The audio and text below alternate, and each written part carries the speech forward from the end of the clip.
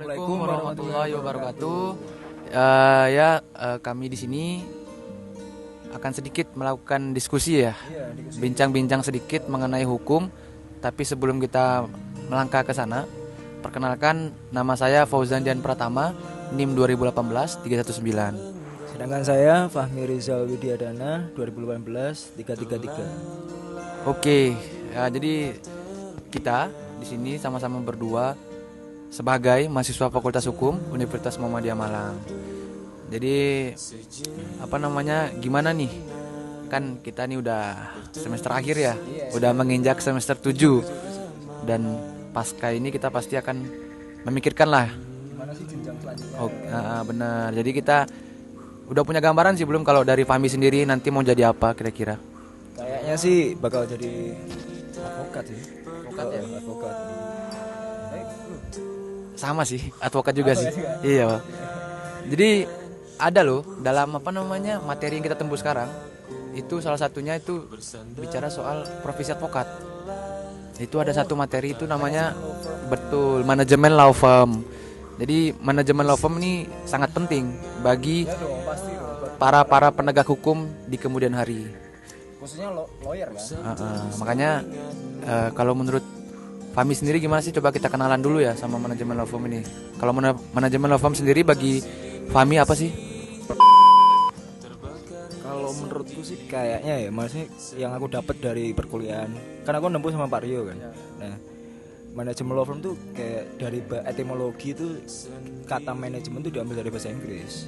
Nah, manajemen yang artinya tuh kayak mengelola, mengatur, macam-macam lah di situ. Nah, terminologinya itu proses perencanaan jadi kayak manajemen itu proses perencanaan dalam suatu organisasi. Nah, gitu. Terus ada juga tuh kalau dalam arti organisasi itu kepemimpinannya tuh law firm, kumpulan para advokat. Nah, jadi kayak di situ tuh ada juga yang namanya kumpulan para lawyer.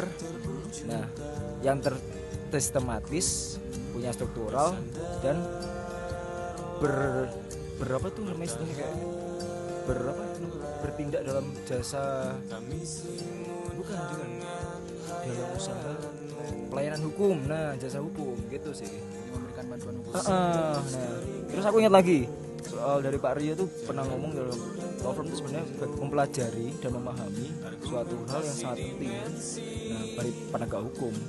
Karena kenapa? Secara konteksnya, jika ingin firma hukumnya bisa bergerak secara progresif, maka kita harusnya dibekali. Jadi penting banget nih bagi mahasiswa, khususnya kayak kita kan, yang bakal ke sana. Nah, itu penting manajemen law firm itu memahami entah itu secara organisasinya, SDM-nya. Nah, itu kita pahamin dulu tuh. Soalnya organisasi itu nggak semudah yang kita pikirkan. Nah, apalagi berpartner sama lawyer lain gitu. Law firm ini berarti ini ya yang aku tangkap tadi dari penjelasan kamu, bagaimana cara mengelola suatu badan hukum ya, yang itu dalam badan hukum tersebut terdiri dari beberapa advokat yang saling bekerja sama. Nah, kira-kira untuk badan hukum ini sendiri di Indonesia khususnya, apakah dia punya jenis-jenisnya tersendiri dari badan hukum ini atau bagaimana? Kalau setahu sih kayaknya berdasarkan sifat sih kayaknya. Jadi yang kita klasifikasikan tuh badan bergerak bidang jasa terkhusus tuh law firm kan khusus kan teman-teman di bidang hukum gitu kan. Nah, bentuknya itu pertama tadi yang sudah jelasin beberapa orang, tapi itu punya pimpinan. Jadi kayak kumpulan lawyer ini punya pimpinan. Nah, itu yang mengatur. Fungsinya ada lagi nih. Aku jelasin fungsinya sekalian aja ya. Fungsinya itu pada dasarnya adalah sebagai wadah untuk masyarakat mencari bantuan hukum. Nah, tapi bantuan hukum yang secara profesional. Nah, seperti itu sih.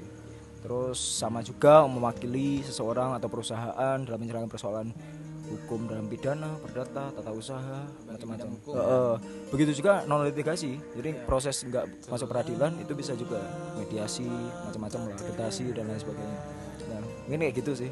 Nah, aku gantian tanya nih soal sebenarnya yang aspek-aspek apa aja sih dalam law firm itu menurutmu? Ya, selama aku mengikuti perkuliahan Pario dosen pengampunya itu, ada beberapa hal yang memang kita harus manajemenkan ya dalam kantor advokat ini. Misalnya dalam kantor advokat itu pasti memiliki yang namanya visi dan misi. Visi misi ini apa sih? Ya visi ini tujuan umum lah dari kantor advokat itu didirikan. Jadi untuk mencapai tujuan umum ini maka butuh langkah-langkah. Nah langkah-langkah itulah yang diejawantahkan dalam misi-misi. Jadi misi-misi ini ya untuk menunjang visinya itu. Jadi itu soal visi misi lah. Kemudian yang kedua itu ada struktur. Jadi dalam sebuah law firm pasti juga butuh struktur nih. Struktur ini ya itu termasuk masuk dalam struktural. Nanti apa soal struktural nanti bicara soal tugasnya masing-masing. Itu kan job desk. Nanti kan itu perlu juga ada pembagian tugas yang dilakukan oleh para advokat. Untuk apa? Ya untuk bisa mengatur jalannya advokat ini. Ya kan? Lebih terstruktur dan lebih tersistematis agar apa bisa tercapai lah tujuan berdirinya ini dan bisa memberikan pelayanan bantuan hukum yang profesionalitas tadi disebutkan. Jadi emang aspek yang terakhir ini itu ada soal bentuk pelayanan alurnya bagaimana itu juga sebagai bentuk pengelolaan dari para advokat yang ada di dalam law firm. Jadi misalnya nanti dalam alurnya ini sudah ada pembagian tugas masing-masing dari job desk tadi, tapi lebih konkret kan gitu, lebih konkret. Misalnya ada satu advokat yang lebih pandai di bidang hukum pidana ataupun advokat yang hukum perdata, jadi tidak fokus untuk garap klien-klien yang bermasalah di konflik perdata maupun pidana tadi. Itu tugasnya untuk alur bagaimana kita nih menangani sebuah perkara dari klien yang mengajukan bantuan hukum lah, untuk meminta bantuan hukum. Ada 3 poin: visi misi, struktur, kemudian alur penanganan permasalahan atau alur penanganan sengketa lah gitu, sengketa hukum. 3 aspek paling penting kalau menurut yang saya bisa simpulkan sih. Aku punya pertanyaan nih buat kamu nih. Gimana kalau misalkan dalam law firm tuh para lawyer atau anggota lawyer tersebut dalam law firmnya itu mendapati melakukan ya mungkin bisa pelanggaran atau gimana. Nah untuk pimpinan itu seharusnya gimana? Agar kenapa law firm itu biar lanjutan sampai lama, jangkanya lama kan kebanyakan di Indonesia kan ya tau lah kayak gitu. Gimana? Ya untuk menjawab itu sebenarnya bentuk manajemen itu emang harus dijalani ya.